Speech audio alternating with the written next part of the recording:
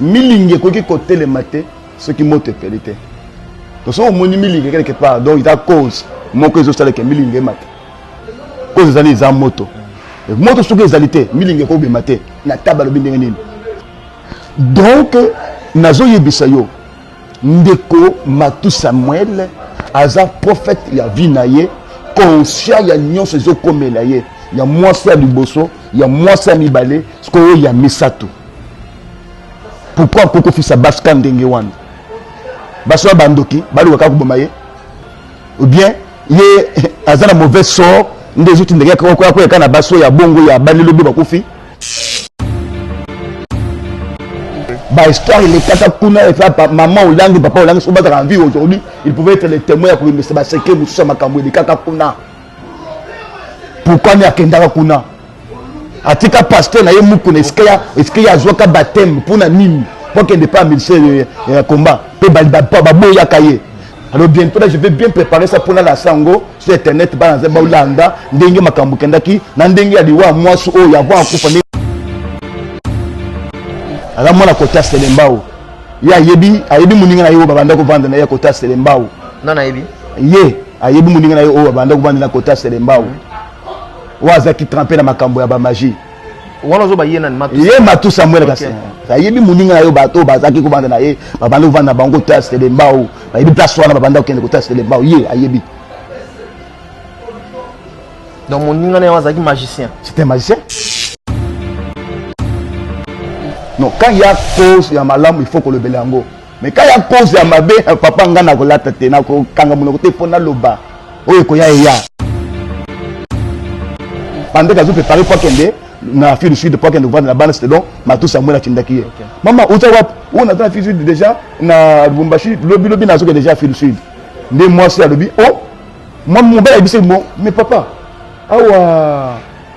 Likambu les autres kuna. Oh, tout le monde moi je suis na poto aza awa déjà azana ndako na yo to tuni papa lobi we bino na yo boso bokabwani oyo nde mwasi na ye to na tuni pe banda mwana ya boso azaka na le lobi oui c'est normal nde mwasi abimi na poto na Lubumbashi azu avion na bana akiti tanga akiti akuti Matou tala bien utala film rien Matou na kata ndako na mwasi wana na ndako azu lobi lelo molier akoya bato bakoya mwasi na abimi yo bimaka ka awo Matou abimaka te na film wana so la ni bien film wana donc abimaka te c'est la femme qui connaît bien l'homme et l'homme aussi connaît bien la femme parce que bazo partager intimité oyo ni ba parents ni ba ninga ni ba ko participer. Donc selon vous tout ce que maman Kapi non il a dit de la vérité tout ce que maman Kapi avait à lobby vérité c'est la vérité de la femme Matou bakisi Matou aloba abimaka na minu c'est la femme qui a dit non on a abimaka na minu akende wapi na cimetière. Est-ce que moi qui parle? C'est vidéo les gens. C'est la vidéo oui. Abimaka na minu na mona minu boy abimi na lanterne na simoboye azate. Na tone mais yo pourquoi mi konyo su minu obimaka na mutu ko kenda ka wapi? Na masolo ndenge mo so ça ka masolo landela comprendre que les assistants à bateau bakenda kana ba loge à partir de 1 heure il faut attendre. C'est comme un témoignage à un pasteur élevé dans cette ville. Na ko tan ko mbona Yesu na ko tan ponga tawo na ko pasa bango le na tana aw na tana ba photo na ye aw ya mutakala na ba message et comme ndeni ba photo mutakala voilà et comme ndeni voilà je vais te montrer des choses. C'est un commerçant qui est venu de la Bible pour trouver l'argent, trouver les moyens à ton bandako mais le fellow et zanaye c'est fini tout ce que j'ai dit c'est ça. Donc, il faut qu'on y ait bas. Ndeko Matou Samuel. Je l'aime beaucoup. Voilà. C'est un bon chanteur. On a 20, 30 chanteurs. On a bloqué, oui. On a déclaré, oui. bien, donc je l'aime beaucoup. Mais,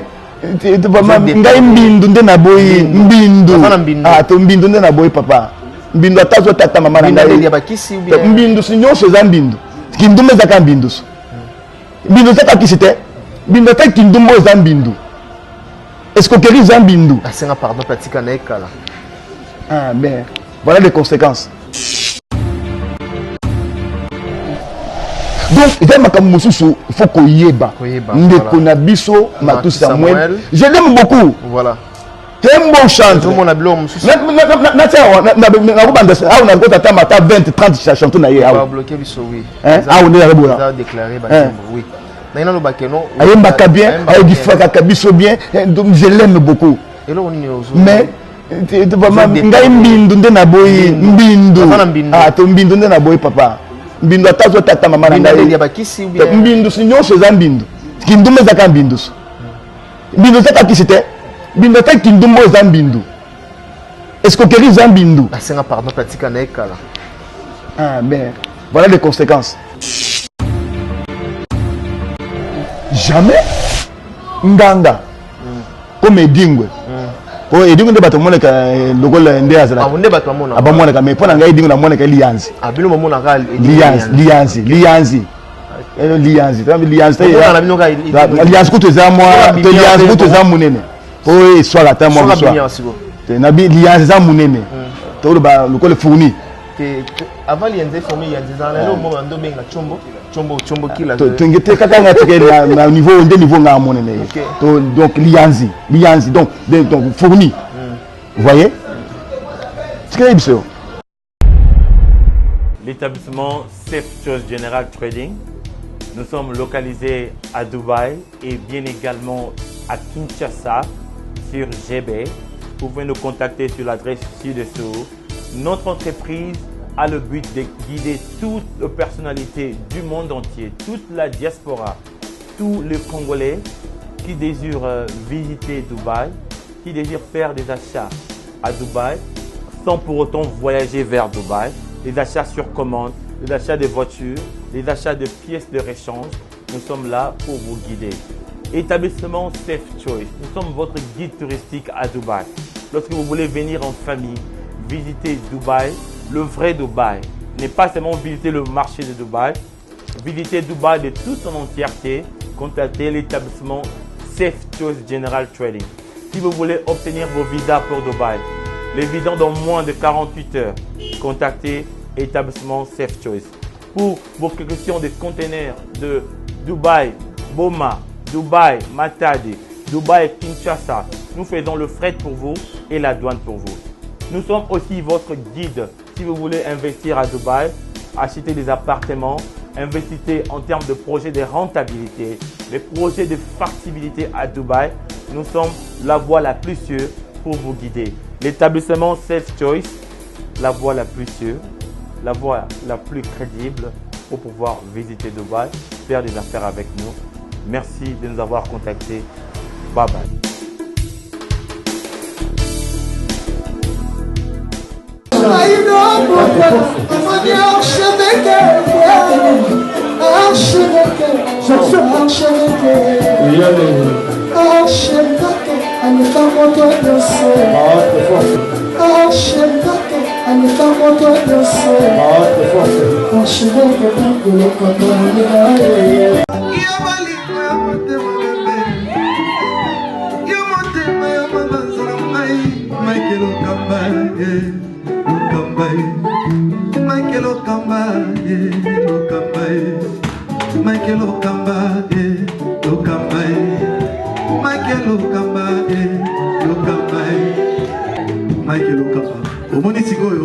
L'artiste, c'est l'improvisation. Na honoré na émission na yo. Africa Elengi TV, votre chaîne, l'incontournable, la star des chaînes.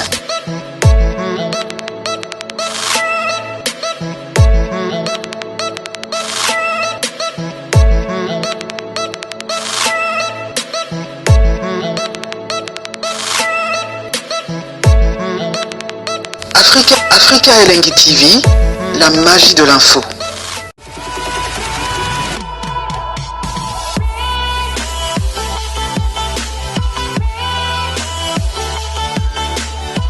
Bonjour, ça dépend de l'heure à laquelle vous nous captez en ce net moment, un peu partout, à travers le monde, à travers les pays. Aimables, fidèles internautes, vous qui aimez cette émission, restez branchés en même temps sur nos antennes 3W. Africa Elengi TV, comme vous le savez, émission OEP Sarabino, différentes actualités. Nous sommes plus précisément dans la ville-province de Kinshasa. où est située, n'est-ce pas, la capitale? Tu es un homme de Dieu. Oyo quand même on a besoin na bino na ba demande na bino bosenga ka biso to kitaka sur le terrain pour que to ya mabango ba éclaircir biso par rapport ya makambo oyo eza un peu flou oyo bozo comprendre en côté o pe bozo mona yango bien té. Sur ce plateau, j'ai reçu pour vous un homme dédié au nom de Jean-Félix. Avec lui to solo la tout autour ya l'actualité oyo to zanango awa. Mais avant tout, j'aimerais dire un grand merci à toutes ces personnes qui nous suivent, à commencer par le véritable Code Yamboka qui nous suit. On a appelé Mbotia Willy Moucheni. Voilà.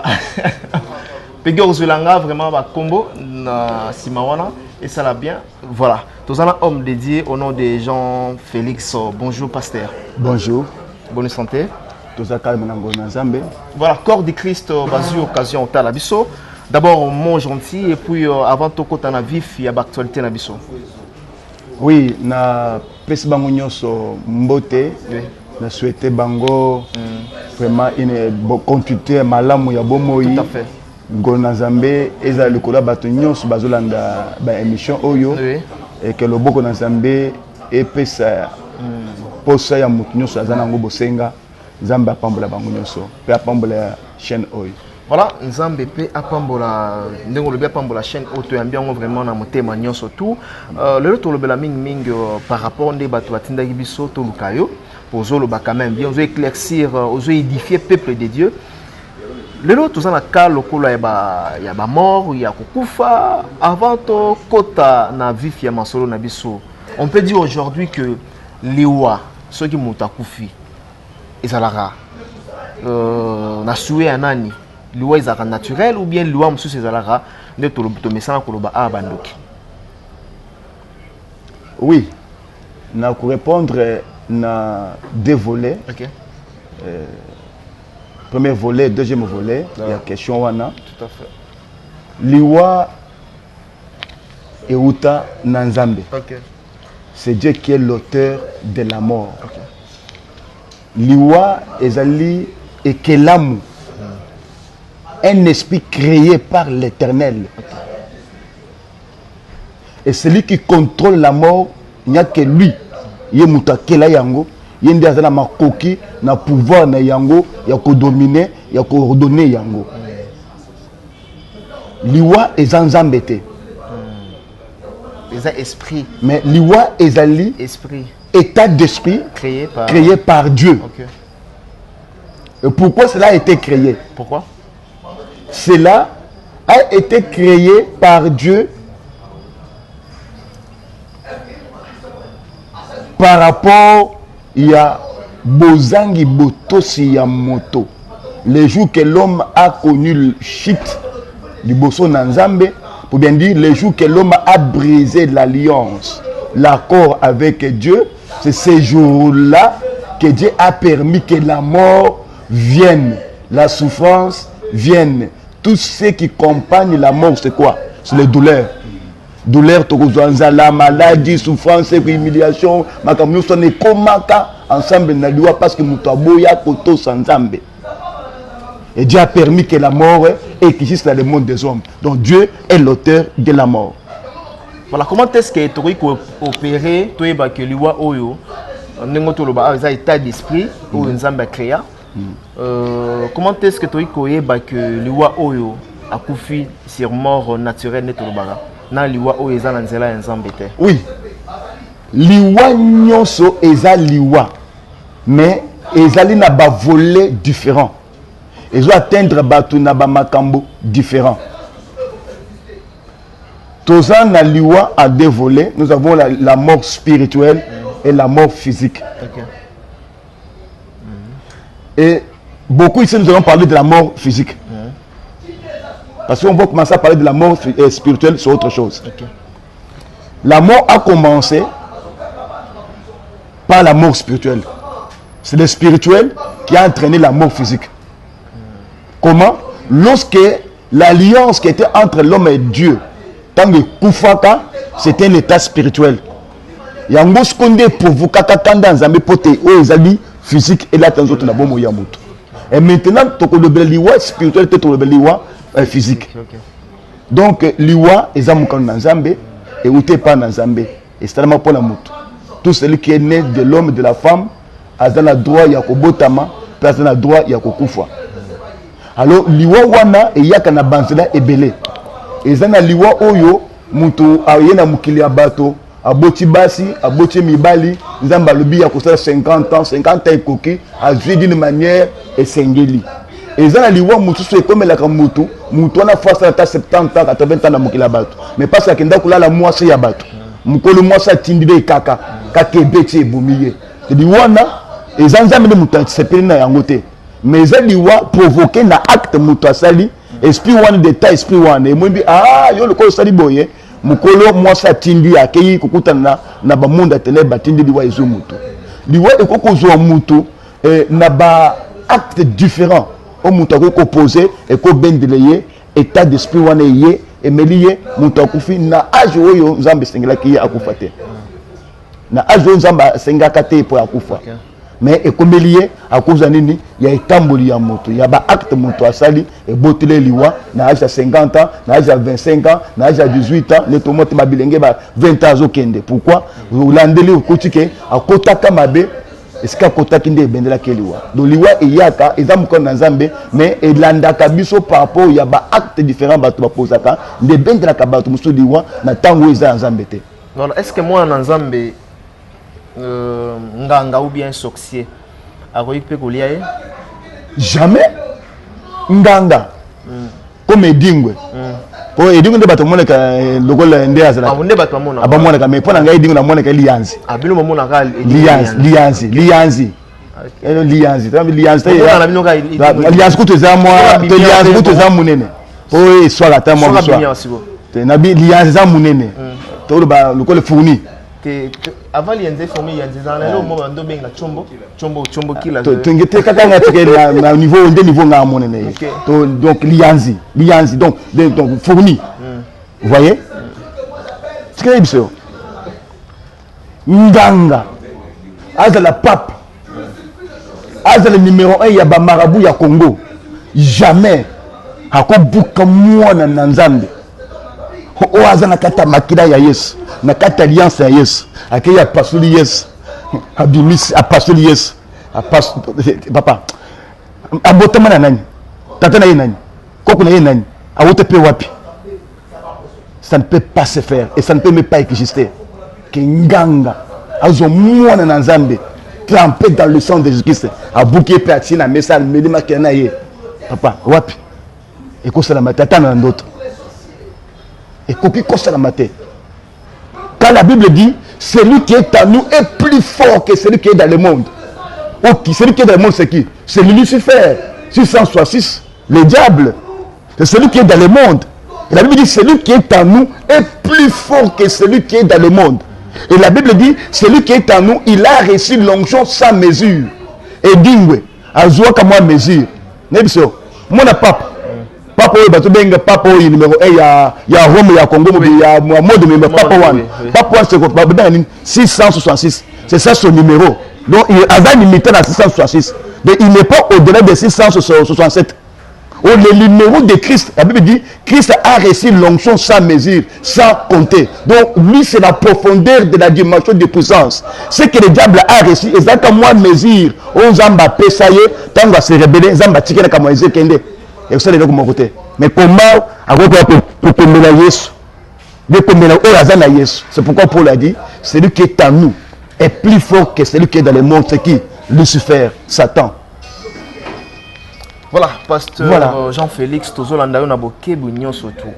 Mais tu as mis les sous parce que tu belé batindaki tozuyamba awa na ba intervention au sala qui na ba émission différente, je dois quand même le dire.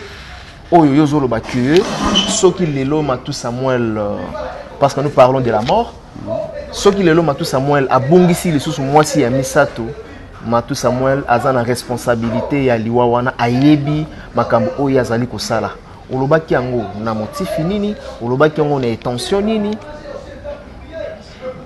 Oui ndenge bakongo balobaka car la Bible dit autre chose de ce monde peuvent aussi nous enseigner makamusu anzambe.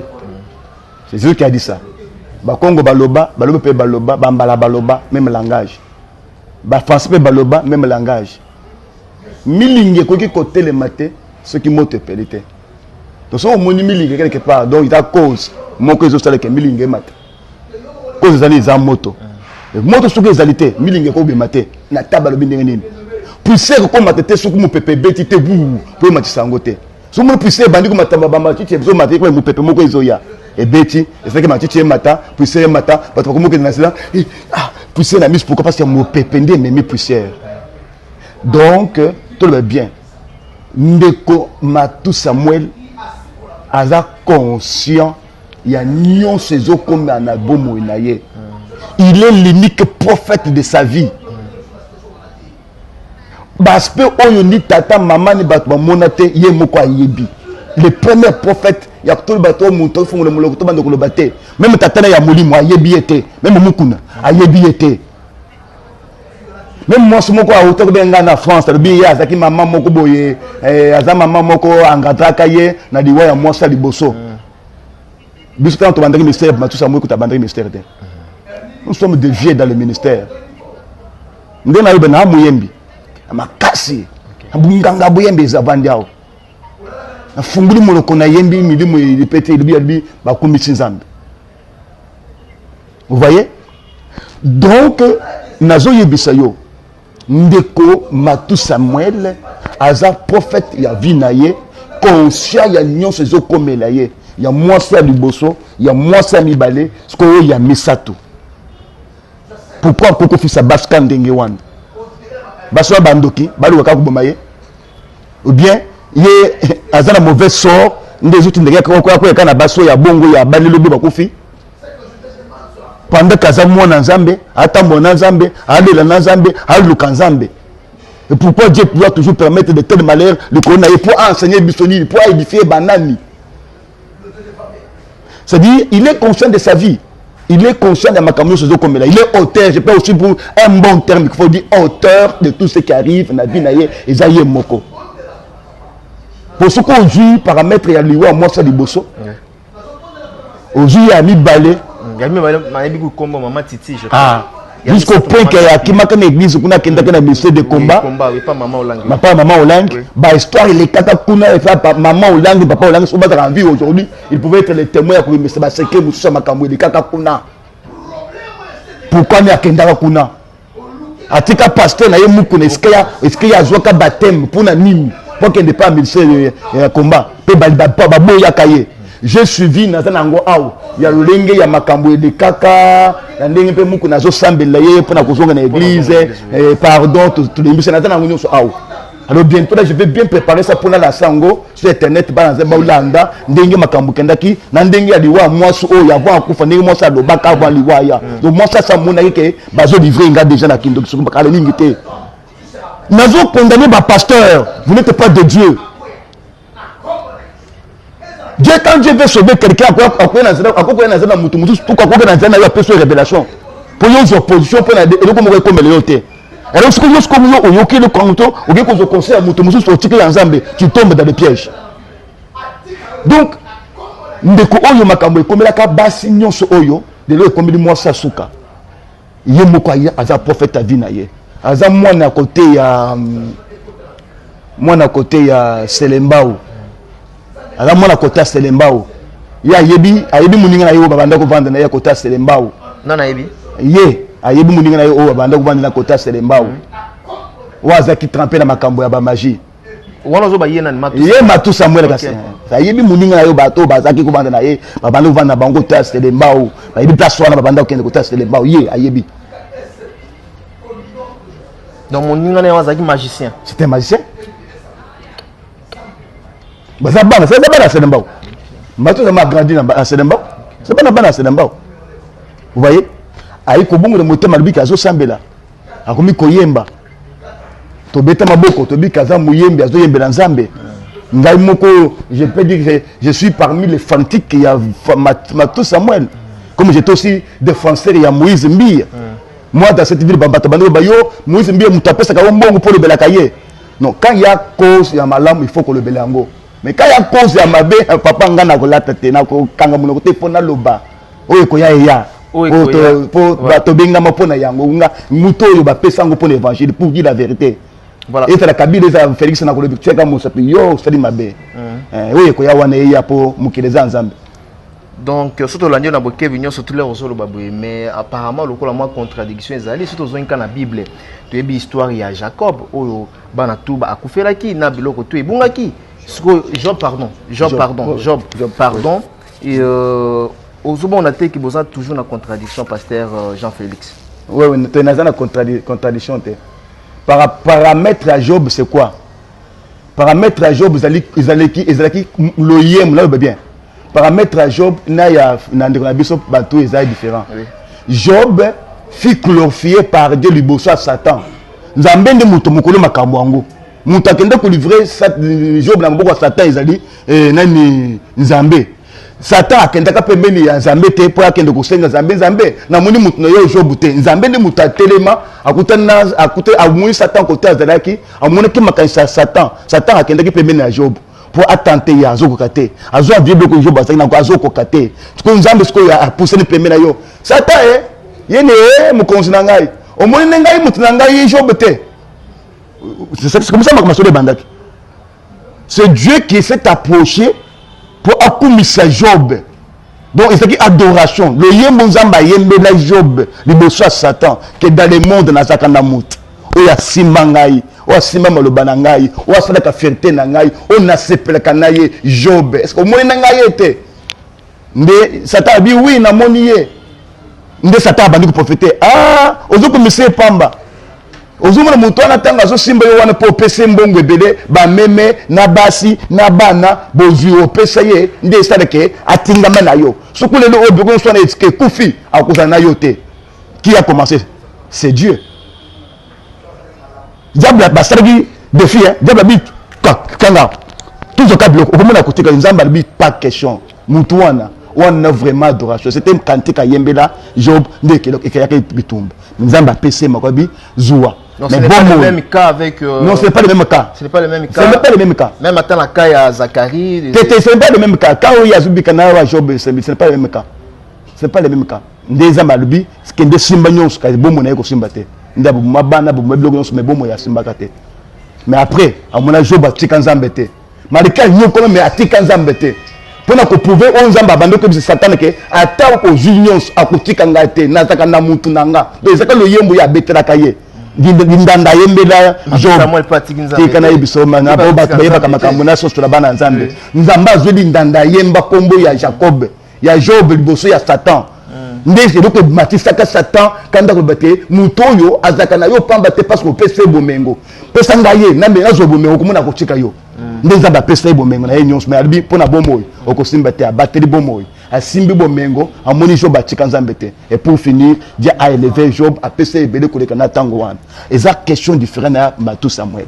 Matou Samuel est le propre chef et prophète à makambo zo komela ye ce que toke le ko la makambo ya moi ça misato moi ça la Bible je le suivais encore la nuit. Voilà, on réagir par rapport à la vidéo il y a moi si Mama Kapi, hein, moi ça misato avant Koufa de son vivant ou à l'obar que Matou Matou Azar féticheur oui Abimara Butu Akena cimetière donc Kolobani. Mais vous avez moi commentaire oui. Voilà, vous avez un oui, moi commentaire. Moi si nazo ba bien. Qui peut connaître bien l'homme ou la femme? Ezaka moi si nde mutako yebo mobali na ye bien. Pe mobali nde mutako yebo moi na ye bien. Balobi alobaki on bon sous les faits hein, peut-être. Non, pas sous les faits, pas sous les faits ya zuwa. C'est extrait wana bien ko mona ndako wana. Moi ça bandi na ndako. Moi ça yaka pa moko vivre abalaka moi so parce que moi ça zaki pe na bambongo. Moi ça lobi na zaki na bambongo na ngai. Nazaki na jipe na ngai nazaki na ba moyen na ngai na tekaka boy poto totonga ndako ngo tambala sango zaki na chevet ah zui na zwimbo na ngai totonga ndako poto vendre bien na mobali na ngai vous voyez et puis moi ça la kisandenge batonga kanda kwa na mobali na ye et puis moi ça la kisandenge nini Matou Samuel a ebisi moi sina na bana ke bozo mbongo boke de vendre wapi na fille du sud na libo vendre la fille du sud pour quand même beau c'était ezaki message oyo nzamba ngaka épargner peut-être le zaki boy pour Batalobi que voyage à Afrique du Sud ils ont un message au Nzambe, bien que Mantou ils ont un montage préparé, mais Nzambe quand même à travers un montage wana après ça un message déjà na maman Kapi à Luanda wana a kende ko fana na Afrique du Sud. Te za bongo te wana so muto bi ndenge wana na ndenge menga lobo oyi maman Kapi kapela la ndé pe na buto de lo. Na landa ka kala kala mais lobi su na chaka ko su bien pour la lande lettre par la lettre. OK. Moi ça le biboy. Pendant basaki na mobile na ndako moi mobile banda ko solo na moi moko bona poto. Atunier oh azar moi moko boye ça difficulté na mariage na zo PC conseil en tant que musana na Nzambe. Un jour mon numéro wana moi ça comme lié mobile na message d'amour. Mais moi ça oh mais moi c'est un gros message d'amour boye akomeli au point nini. Nda yebise que si comme ça benga yebise que nga na ça na bali ko kombela nga bongo te. Moi ça le bi article ko ça de kambango te. Et le kimikolo na oki un jour le bi ça oh je vois bien que tout quoi évoluer et c'est que de gouvernement la fille de Sud yo na ban. En tant que mobile na ngai na ko ke ko boyete ndi na ndimi na kende ka fille du Sud. Tana komi na komo okende na kende ki préparé ka koma na Lubumbashi selon la vidéo. Sur la vidéo ta komi Lubumbashi se préparé pour kende sukoyo c'est déjà moi si ko apoto wana asaya ki déjà atake peut-être quelque part ndazwi morto na zone na ndaku oyo moi so babanda kutongana na mobile. Alors mutu moko na bato bavanda kana lupamba zaka pe amina ye aninga moi ça nani comme ndeko hein pas que la magana ndinga mabeme ya ndenge okay ah bavanda bien na la suspecté oh mais oh zanini nda tuni matu biso oh te mama kapia sasa kende ya za mosta nga suste onde mosta nga na bala nde mama bana nanga nde kaso na ju téléphone abengi mama na Lubumbashi pendant que je préparer pour kende na fille du Sud pour kende vendre la bana selon matu Samuel Tindaki mama uta wap on a fille du déjà na Lubumbashi lobi na zo déjà fille du Sud nde moi c'est lobi oh moi mon père dit mais papa awa likambu les autres kuna oh out tout moi moi so wuti na poto aza awa déjà azana ndako na yo to tuni papa lui oui bino na yo boso bokabwani oyo nde moi na ye to na tuni pe bana moi na le boso na le parle oui c'est normal de moi ça bimi na poto na Lubumbashi azu avion na bana akiti tanga akiti akuti matu tala bien utala film rien matu na kata ndako na moi si wana na ndako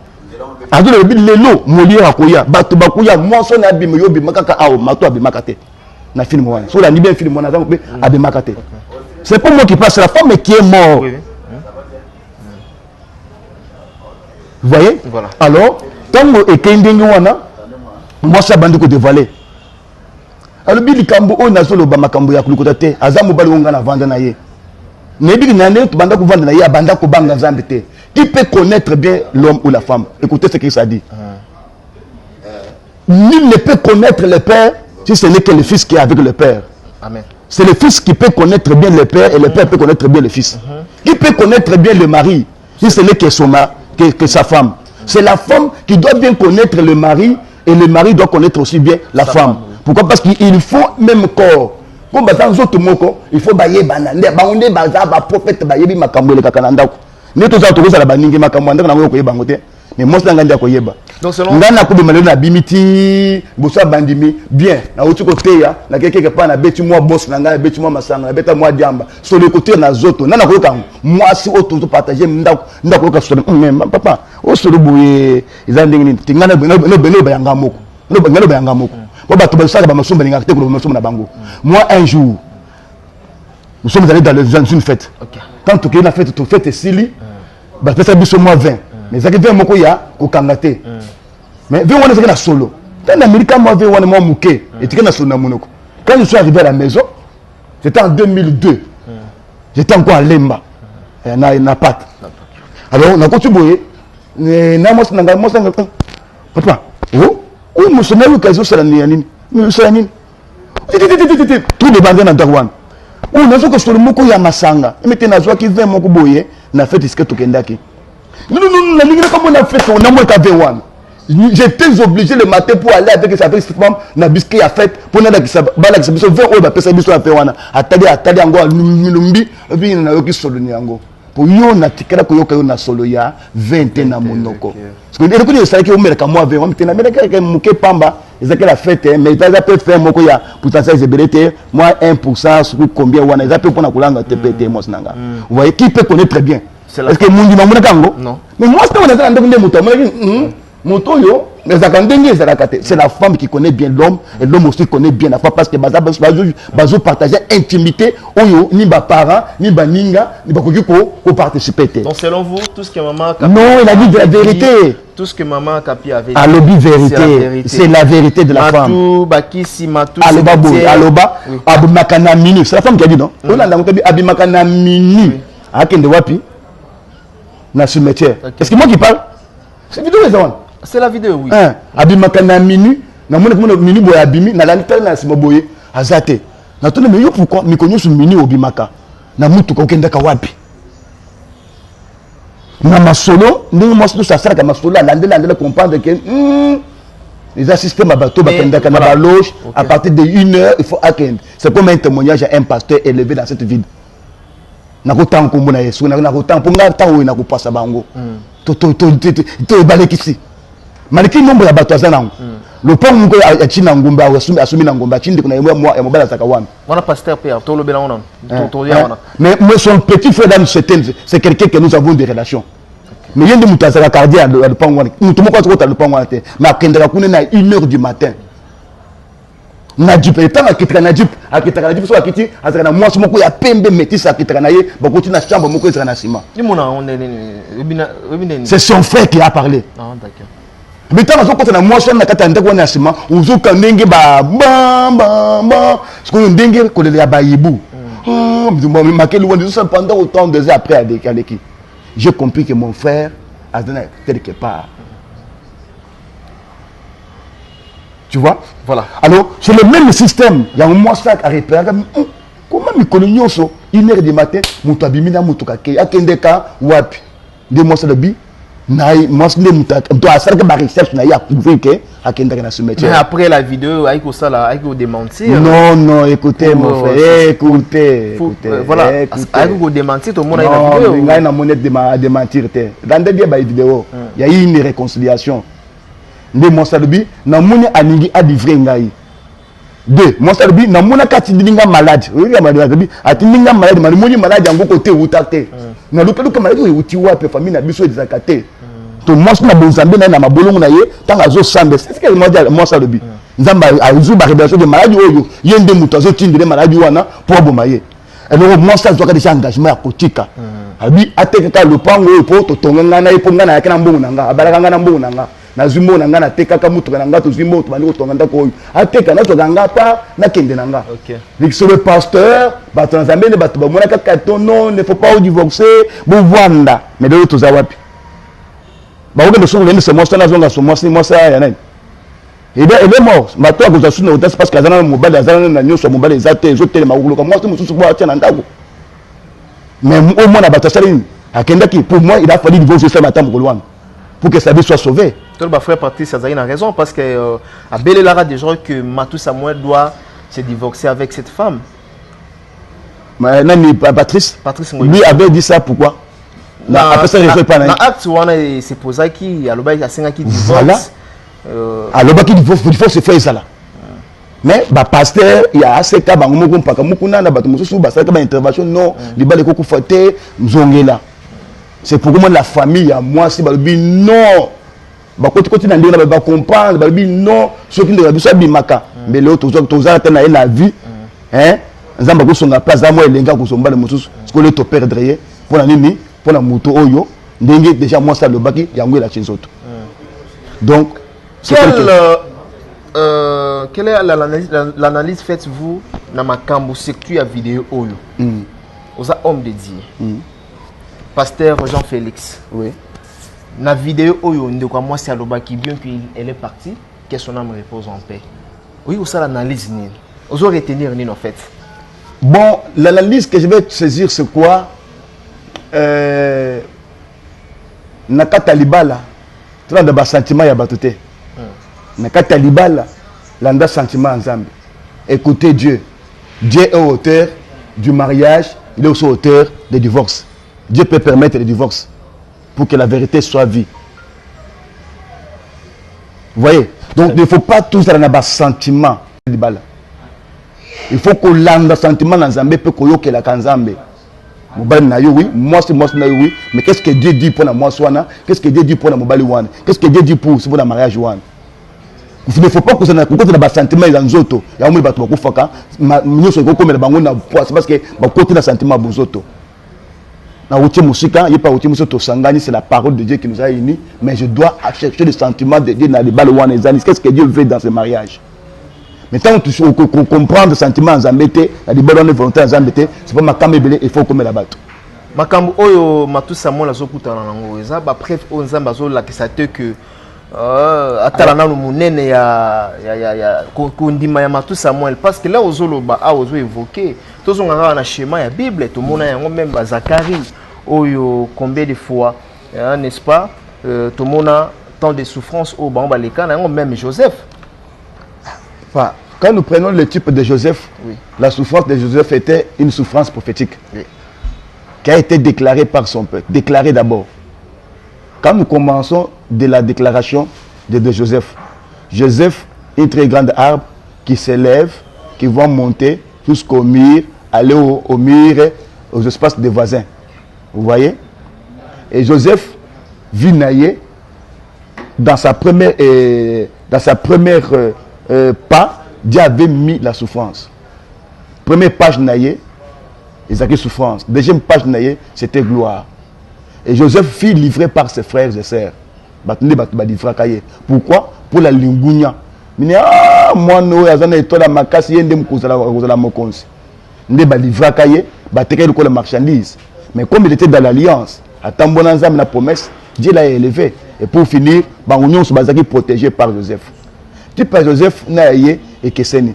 Qu'est-ce que nous pouvons tirer comme leçon dans les Camboya? Tout ça, et veut édifier l'église Nanine, et veut édifier le ministère Nanine. Ça ne nous édifie pas. Ça ne donne même pas la gloire à Dieu, mon frère. Qu'est-ce que les gens veulent? Pourquoi vous venir comparer ma Cambo comme sur une émission où il y a malheur, ma Bible, aux autres enseignés, tout je n'ai à tout ça, moi le côté. Moi, c'est le bénin. Moi, c'est le bénin, bon, mouton à Bangakanzambete. Azandumba, c'est le moi, c'est bien. Azandumba, ça va se belé. Azanganga Kisi, à quelqu'un n'a pas boui. Et près de la qui m'a voilà, moi, ça, y a qui n'a nani, a vendu des bandes, ma tout ça, moi, n'a mais bima, le lot de l'eau, au bima, n'a pas tout ça, pour filmer yo. Je vous donne d'écouter. Je vous donne des vidéos. Bima. Bima. Le lot bima, kaka, bateau, ce moment, yo. Avant d'amener la tata, n'a moi, son a outaki poto. Papa, c'est l'homme qui est le prophète de sa vie. Moi, quand on a mis tout ça, moi, c'est mon quoi, ya. Moi si moko ayaka poto alandanga ye a na Kinshasa pour ça ayaki première fois na mission na ye ando na ba problème spirituel tanga ayaka ajabulisa yaka bundi ajabulisa ka Roger Baka ajabulisa ba pasteur nyo se le fait pasteur c'est pasteur Jean Félix au derrière tout cela il avait une mission à Zongi poto ayiko zongi pour la deuxième fois na poto ta Zongi Dieu m'a dit cette femme a une telle mission commencer à enregistrer tout ce que la femme est en train de faire nous nazana ba photo na ye a ya mutakala n'a pas message. Voilà. Voilà, je vais te démontrer des choses. Voilà. Vous savez, la vie, c'est l'homme lui seul qui doit prévenir sa vie. L'homme seul peut garder sa vie aussi. Quand on se laisse, on tombe dans les pièges du diable. Tu vois? Ça te répondre, il faut que les communes aient un téléphone.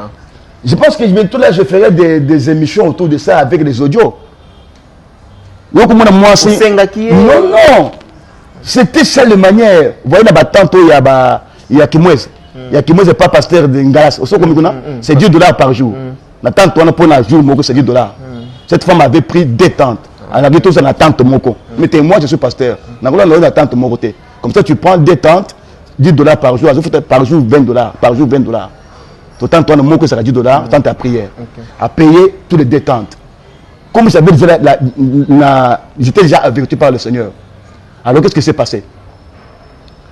Moi, ça bandaki concerne de n'importe quoi autour de moi. De n'importe quoi. Soit des akazala ba démon, ba démon de basala kawana, des ba démonter. Micho batinde pas Satan pour aluka mutoko la ngai, abimananga sacrifier nga bien. Mais comme j'étais déjà averti par le Seigneur, Dieu m'a dit après la mission de cette femme, soit tant à croater à construire yo, à le cas sur dans la émission. Vous voyez, j'ai commencé à prendre des audios na mon out, na S7O, na zanango out ezali. So au moins tina ba film na ngana saka na salle de délivrance atazo azo ko na saka na ba téléphone na maboko yo ko que tina moi ça mais pourquoi toi tu fais la délivrance toujours avec les téléphones à même non c'est ma façon aussi na mais c'est na ba téléphone na maboko. OK, ce n'était pas ça, c'était pour enregistrer ce qui sort. Oui, bande bana monoko na ye na wa bande ko sala na ba film na zanango moment moko ya ko vendre kimia na kata tante moi ça na zo bande biloko wa papa somo. Quand il y a un message de Bissanga, pasteur, est-ce que tu ne peux pas prier pour moi? Aide-moi, aide-moi. Aider comment? Je sens mal ici au sexe. Est-ce que tu ne peux pas prendre la main et mettre au sexe? Vous êtes dans des chambres, et puis prépare sa prière. Ah bon? Signifie quoi? Signifie quoi? Zondate? Zoata molo, bosso na tuni, na taneni, na zo loboko, na tchawapi. Na sexe, mais les gens qui ont le bras, pour na zoka kuna mabe. Vous sentez, je ne vous parle pas des choses à conformité. Donc tu as totalement refusé. J'ai des choses ici dans mes téléphones ici et des images. Tu as refusé. Oh, j'ai refusé. J'ai filmé et c'est toujours mon son asimango et je peux y avoir tata atana kati ya ndakata uchibu munimo kikanga lampe ya zozwa kana exposition na chaki one on a simiko te zo enregistrer maloba o zozwa j'ai tout ici. Et cette fille-là avait commencé à suivre Nani Alvin. Tantôt, elle a Alvin pour à quoi c'est Alvin. Alvin connaît ses problèmes. Ah bon? Ah bon? Elle a rapporté que le premier voyage pour voyager pour Alvin. Elle ne sait pas quoi c'est Alvin. Oui, Alvin, petit. Costa derrière était Ndekunanga. Alvin, il est là. Il n'est pas quoi c'est Magité. C'est un enfant bien éduqué. Alvin, c'est un enfant bien éduqué dans Makambo Zambé. La voix céleste. Azamwa na wa azamwa na biso azamwa Alvin azamwa na teka azobande ki makambo zo sala wana pona ke et comme business ambongo te azamwa na wa koli na maluba na Zambé na makolo na biso azamwa no yo tozo na tenata témoignage mais ça c'est un enfant qui a bien grandi na makambo Zambé mutako zamba faiblesse na eteme na makambo éducation makambo Zambé azana ba base. Amen. Na voix céleste ndo so mona voix céleste wana Alvin azamwa no azana base na makambo Zambé. Nandenga bande ma biche na ibisi Alvin keba. Alvin a bien papa, na comprendre. Pour mes messages moi ça comme nandenga azoya, iza somo. So que ngandi mutabanda ko yambaye. To wa wuchi kuna ngandi mutazo yambaye. Nandenga raté ba mission, ta raté ba mission ba audio abandi ko finga ngai ndumba, c'est boboboy. Alors, il n'y a pas longtemps je dois faire les émissions autour de ça, na ba image pour na tinda, parce que pour na directeur bo moi si tika. Mais na bato ya moko so mo tbaza na image na tinda bango. Na ba audio. C'est une femme qui vient de Londres. Ok. Na Londres. À Londres, tout le là. Na Londres. Donc, vous voyez, déjà, vous avez les mamans qui ont.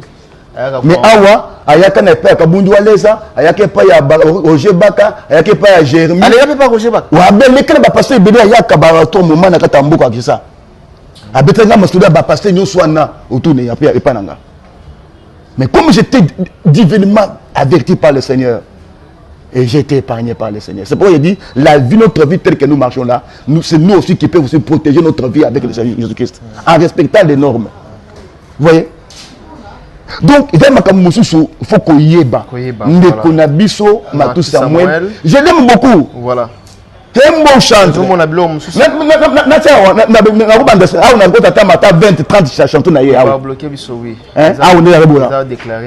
Oui. Ayembaka bien, ayebifaka biso bien, donc je l'aime beaucoup. Mais ngai mbindu nde na boyi mbindu. Ah to mbindu nde na boyi papa. Mbindu atazo tata mama na ngai. Mbindu sinyo chez mbindu. Kindume zaka mbindu. Mbindu zaka kisite. Mbindu zaka kindumo za mbindu. Est-ce que keri za mbindu? Ah c'est un pardon pratique na ekala. Ah mais voilà les conséquences. Qu'est-ce que je vais dire autour de ça? Je dis ceci. Makambo se komaki pour Ndeko na biso. Mes condoléances à la famille. La mort est humaine. Et c'est la pour la bataillon. Quoi que cause et kokoya, et il y a des causes différentes. Mais ce que nous disons par rapport au témoignage, moi ça témoignage, le loyo makambo moi ça le bakinde kokisaka. Que aninga livré nga, moi ça le bakinde wana. Aninga livré nga na bakisna. Et bochika nga na kende.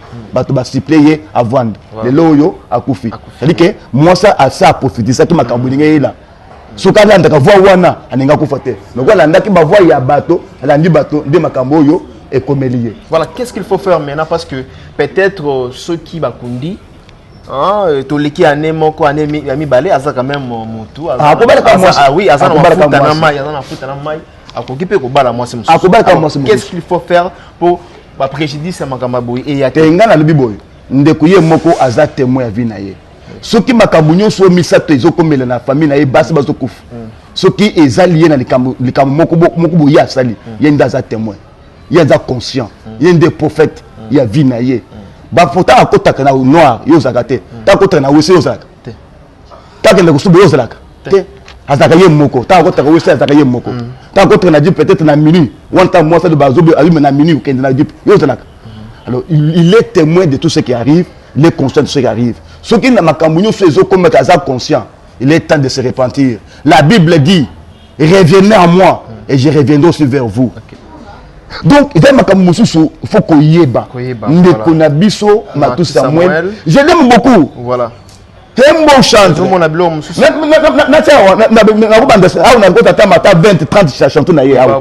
Oui. On a déclaré, oui. Je l'aime beaucoup.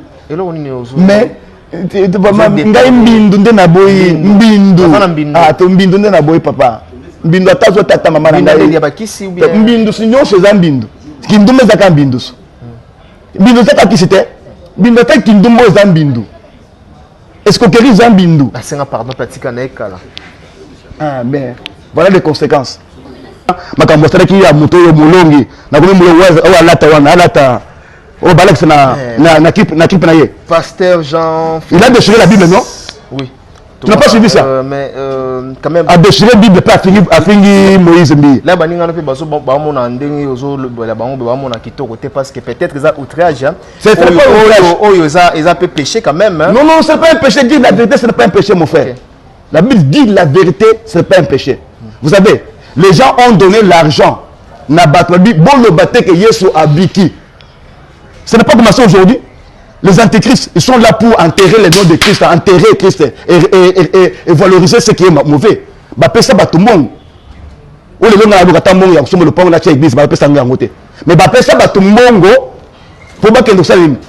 qui pour pas de vérité. Ça arrive, non? Donc pour nous, Moïse Mbi a un dédié. Kaka. Moïse Mbi, hein? Mais je prêcher la parole, ce n'est pas dire prêcher la parole, c'est dire la Bible entre la main et parler de la Bible, ce n'est pas avoir Jésus-Christ. Ce n'est pas avoir l'alliance avec Christ. Ce n'est pas avoir la vocation avec Christ. Ce n'est pas avoir l'accord avec Jésus-Christ. Il y a des gens qui sont des tombeaux blanchis. Ah bon? La Bible a dit, les faux prophètes viendront. En ce temps, il y a Pembe, la Bible, en parlant de Christ, pendant qu'ils n'ont même pas Christ en eux. Avec quel motif? D'emporter le peuple de Dieu. Pour les revendre, pour les recevoir. Non, la Bible dit juger. C'est vous qui dites ne jugez pas. Verset biblique. Corinthiens dit vous devrez juger. Les Corinthiens nous donnent le pouvoir de juger tout. Ah bon? Les biens et les mal, nous devons les juger. Mais tout ça, au stade de ma béna, pour nous ramener. Et en Malachi, qu'est-ce qu'il a dit? Je m'approche auprès de vous avec le jugement. Contre le qui? Ba magicien, ba marabout, ba bandumba, ba to bazo to sur banzambete, ba to sur bazo yoko ba basi ba veve, ba na itike, tout bazo ba to sur bazo, ba ça saka ba tout musala a ça ko foutre dembo na ye, na zone na jugement. Le jugement vient auprès de nos actes. Là tu peux mettre comme moko. Tout le monde va ensemble. Nous mettons pas ça sur mon agresseur ba ensemble. Non, la Bible avait déjà dit. Dans les derniers temps, il y aura des faux prophètes. Avec le nom de Christ. Mais ce sont des antéchrists. Avec la mission, il y a Kopeng ou Sabandimi, Kodifre Bango. Ce sont des vendeurs des âmes. Comme il y a des vendeurs, il temple de l'église, temple de magasin de vendeurs des âmes. Vendu wana assigné impact pour la gloire pour la bon azamon sama mais alivra kabandimi alivra kanyonso mais azwambon papa Naduri boy. Kopengo iko comme la mutu. Mais la voix est là. Qui est la voix de retour. Matou Samuel, Azamouana, Nakata Aseka, Ayebanzambe, Ayembedanzambe, Toyema, Banzembunaye, Nazana Yango Pena, le Nazia Eza Awa. Eza Awa. Et édifié na Banzembunaye. La Bible dit dans les derniers temps, l'antéchrist entrera-t-il dans les lieux saints? C'est où? Dans l'église. Pour faire quoi? Pour séduire les élus. Les élus, c'est qui? Le pasteur, les bachantres. Pour séduire les élus. Même moi, je vous dis, moi, j'ai été sollicité dans la magie. Ah bon? Moi, j'ai été sollicité dans la magie chrétienne, dans le cabane juif. Ah bon? Oui. Voilà, avec ton ministère là, c'est que tu as là, tu vois, si tu vas ajouter ce match, ça, tu vas devenir. Mais si j'avais un petit cœur, j'avais aussi cédé. Pas pour aller là-bas. Moi, je vous parle des choses de Satan. Et s'il y a des marabouts dans ce monde qui me suivent, qui voient consulter Satan. Moi, j'ai vu Satan lui-même est venu. Tu as vu Satan? Satan lui-même est venu. Où? Venu me rencontrer et me dire, c'est là où j'ai compris ma valeur. Il m'a dit, toi, tu ne peux pas consulter un marabout dans le monde des hommes. Aucun marabout dans le monde des hommes, que ce soit en Europe, que ce soit en Asie, il n'y a aucun marabout qui peut te faire ta représentation devant moi.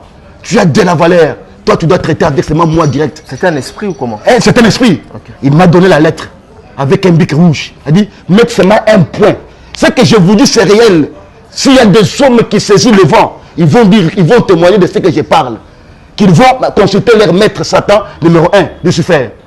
J'ai dit, je ne peux pas signer une autre alliance, si ce n'est que l'alliance que j'ai signée avec Christ.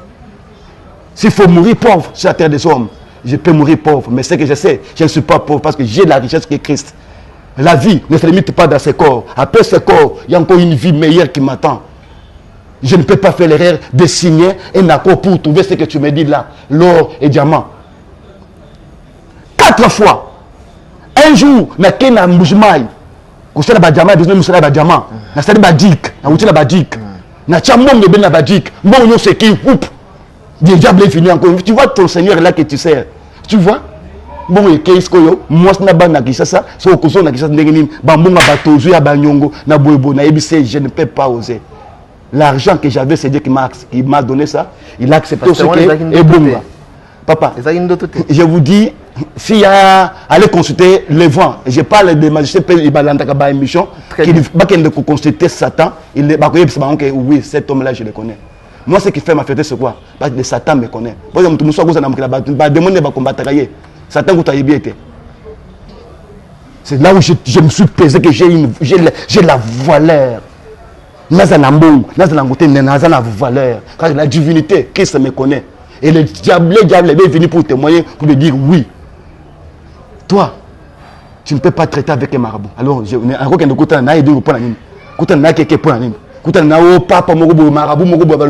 non. Il m'a révélé ma valeur. Tu ne peux pas traiter avec n'importe qui. Si tu veux, toi, c'est un accord avec moi. Tu vandaka. Dans un seul jour, j'ai dit, je n'ai pas besoin du monde. J'ai Christ. Il est capable de me donner de l'argent quand il veut. S'il ne veut pas, mais ce que je sais, je ne l'ai pas écrit pour avoir l'argent. La gloire de ce monde, je l'écris pour être sauvé du péché et de la mort éternelle pour que ces jours-là, c'est fini. S'il veut me donner de l'argent, bien dans mon sango. Voilà. La volonté naïe. Mais ce n'est pas une obligation pour appeler Yango. Même si je peux avoir besoin, mais je ne peux pas fraîchir devant le diable pour avoir les matériels. À quoi sert? Samuel. Si son cœur se reproche, oui, Samuel,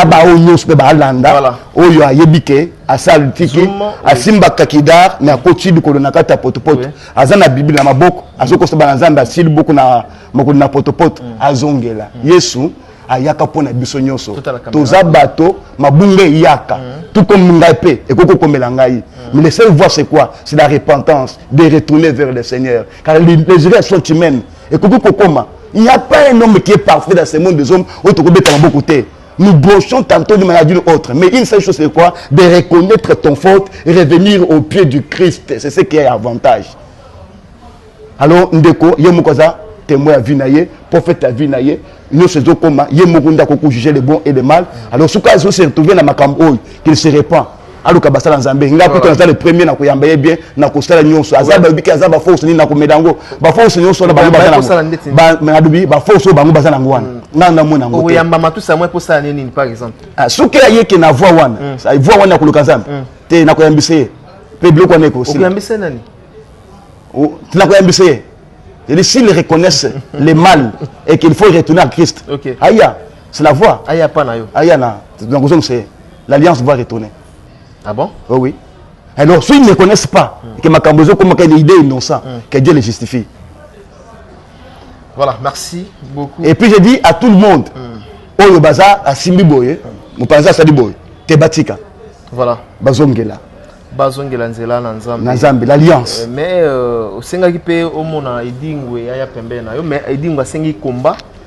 Nous avons informé parce que dans la plateau, je dois quand même le dire. Edingwe Motonangenge, un grand quartier na Katsambo Wanabiso, a sengi komba na Baraka, à l'obi à bétailler comme pas possible. Donc, comment réagir ni le loba pasteur baromi ko senga na ba komba na ba quartier. Te wana isa bayebani na monde wana. Do bayebani. Le combat spirituel n'est pas un combat comme ça physique. Il y a tout le monde na baring, tout le monde ça comment on appelle les patacres. Wesh, moto bimi, ce n'est pas ça. Les combats pour la vie, nous combattons les bons combats de la foi. Chaque jour, nous combattons les combats, des bons combats de la foi avec les Lucifer, avec des grands démons géants, toujours que Sabango par la foi. Et ça combattre Yake, dans le stade. Voilà ce que je peux faire. Je lançais un défi à Chikapa. Voilà, toujours. Je lançais un défi à Chikapa. Là, après avoir marché presque autant de boîtiers, les fous qui étaient fous de 10 ans, 20 ans, là-bas marché. Un pasteur qu'on appelle Kamboui, un faux prophète Kamboui, c'est connu de tous les gens de Moujma et Kassa, il connaît. Ayaka Awa, Ayaka Akite, non, Ayaka Awa, c'est Yébani. Et Kendakiti, là, bien aimé. Et Kendakiti, na télévision, il y a Molia TV. Na mwana mwasi wana bisika lupanga sumbi na salongo ngande mutu na panza kai pisa kambu na Chikapa, il a cherché à me tuer, ça n'a pas pu. Vous voyez, quand on a base à comme na est na bat plein, il y a que prophétiser comme na sous-vêtement de roba so au demande aux aboy ndengo la sous-vêtement ya rouge et tout bouquet quelque part abani no ndengo c'est sûr avant de mananda azo peso biloko il se tonde mais nganga nkisi. Vous voyez, quand on a technique de Makambo Salamaka, j'avais lancé un défi na Chikababi, ce que Moutaningi, avec Sazan Nzambe. Tozo mema batu bakufa, o bayeba kufa, boite o baboato ba tamulate, to telemisi bango, o yena mafuta, c'était quelque chose ya mafuta. Na ba mai. Ko bazuni ko dise ba mafuta na ba mai à tout moment. Yaka na mafuta na mai, o pakola batu wana, ale muto na tamul. Alors ce katamolité, je suis sûr avec Yahweh que je marche avec lui, je ne prononcerai pas des trois paroles. Bayakate pour ba monaka yango comme mutali bomo ya 20 ans bato bande ko seleka akweya de moeloba ba film ça on a makambo ko baté pour mimi na ninga ko ba film. On ne prêche pas l'évangile pour bato baye biso, toujours prêcher l'évangile pour que Christ devienne grand na mitema bato ils appellent pour biso to bana tous a minete. OK, c'est mutali bomo na tambula dans 3 4 5 minutes ndenge kotaki sans ko gange pas na bateau que ça bateau na yaki na kocha le bima pe na quelqu'un Kenya de mo pas bimi de 30 ans de 20 ans moi ils allaient wana ba film mususu il y a 4-5 mois na salongo et pas passé Chitenge Ngoyi. On a maintenant encore un fou qui a de longtemps ça n'a pas pu faire même pas 6 minutes pas 6 minutes tout le monde les appelle wana apparemment bilo tout cas na téléphone hein en même c'est comme ça je marche avec le Seigneur na chika le borabi. Quand on kotaki sango ganga sango ebisa bato lelo nazo kendo kota de bimaka na kimia de mo pe bimina kimia muto azongi normal. Vous voyez, et je parle de ce que je sais qui est le Dieu là. Nzambe zambongo te Nzambe za ko na ba télévision te. C'est parce que les gens confondent la divinité avec l'argent. Les gens confondent la divinité et l'argent. L'argent c'est autre chose, la divinité c'est autre chose. Na senga bandeko bazongela alliance bazongela nzambe soko yebike aussi bible na bible ko bisangisa sangisa zongela nzambe azana posa na bino to sengana to sala du nombre ya belé to t'attaquer satana batu baye banzambe to zonisa batu nazela pe Baraka a lancé des filles azoluka déjà pasteur moko ba ko sala débat contradictoire na télévision parce que ozo tengela nga nani prophète Baraka oya utakena na ukando wana. Yes, ça c'est babengana yeko kota uti c'est babengana pani. Mogish pardon. Ah Mogish babengana yeko nas. Bengana. Ce n'est pas congolais. Oh ça congolais te. Ah. Mais puis on va faire biso ba demingisi. Kota utaka utaka pani. Babengana pani. aya awa bani ça ba magie na ye wana ya ko changer ba mbongo muto aye na mbongo ozana mbongo tele allez ça d'abord tourna kata trouche mbongo ebimi parce que bakangele na Brazzaville pour na mbongo pour dire ya ko ko sala magie wana te azo abimisa mo ya ba 200,000 asala ba makambo parce que bakanga ye akende ko zo mbongo ya muto wana pona ko bikisa muto tant muto abigite akufi nde bakanga ta ye na ba makambo ebele bazwe na simo wana azo sala na bato na Brazzaville bato bato moja bato ba ebele ta makambo pour bato moja moko bato babimaka ebele nga place la kinga bosse comme ça bakanga ka mokisho tu vois mais ce que puissance soit na waza kina ngwana ya ko créer ba mbongo na ba touche ta bato ne keni wapi pour ye moka mi créer da mbongo pour ça ngo musala Jésus Christ quand il avait besoin de l'argent a dit Pierre kende ko lo bambis a lo bimbis ba funguli muloko mbongo ebimi. Nous savons que ça dans la Bible. Mais combien de fois? Mokisho, c'est un commerçant qui est venu de la Bible pour trouver l'argent, trouver les moyens à ton bandako, mais le fellow est zanaye. C'est fini, tout ce que j'ai dit, c'est ça. C'est un commerçant. Un commerçant. Et non l'homme dédié. Un commerçant basé dans le temple. Jésus, il est entré dans la maison du temple. Dans le temple. Il a trouvé qui? Il a trouvé l'échangeur.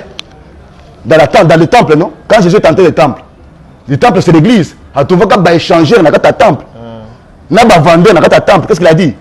Au commencement, il n'était pas ainsi. Vous avez fait la maison de mon père un caverne de voleurs. Pour botter un pigeon, pour changer un bambon, pour jouaka.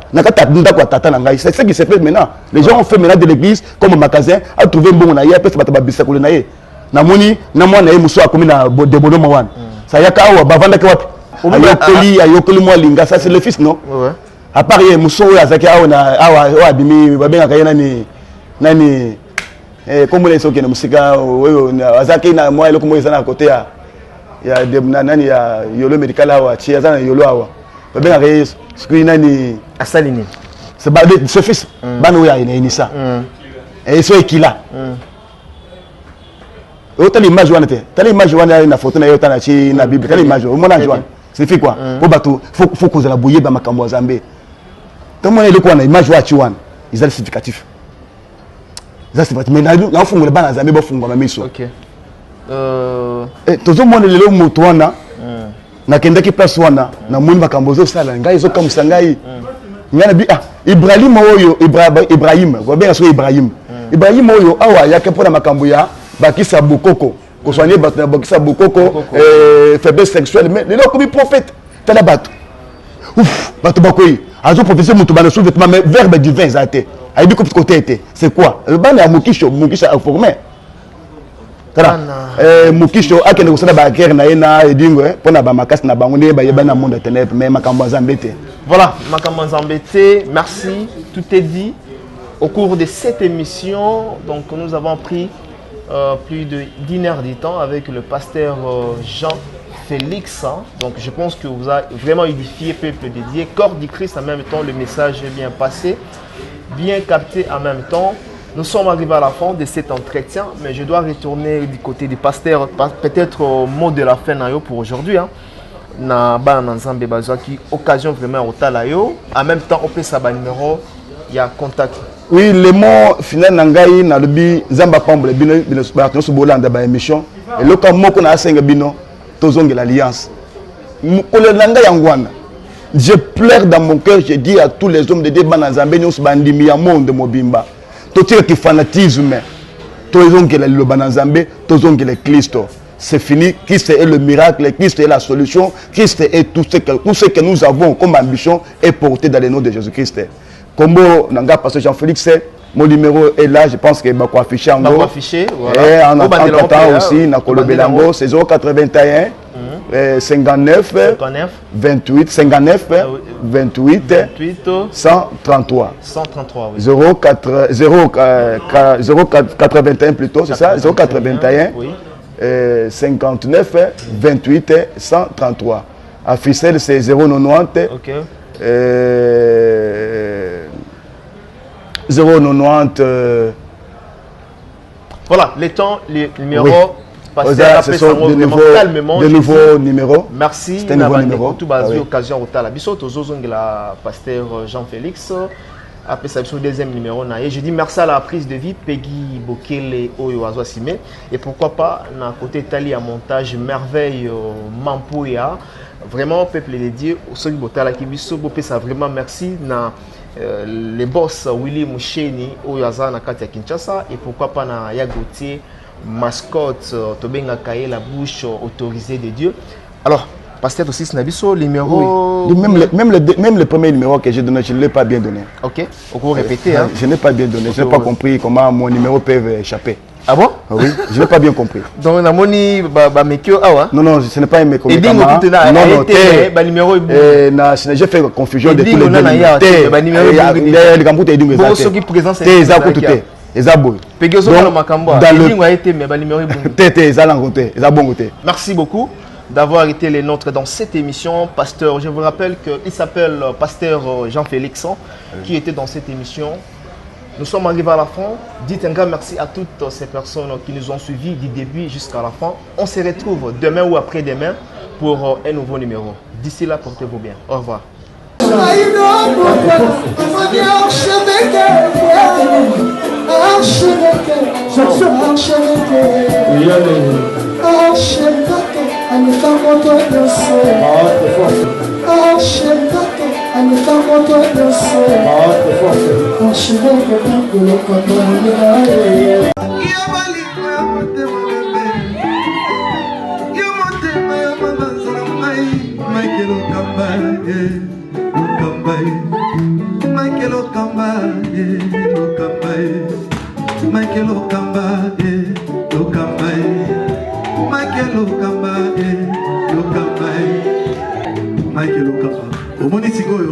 L'artiste, c'est l'improvisation.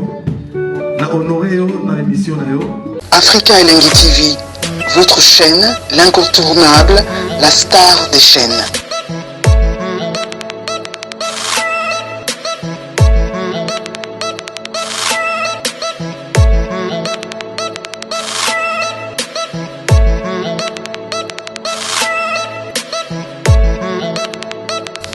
Africa Elengi TV, la magie de l'info.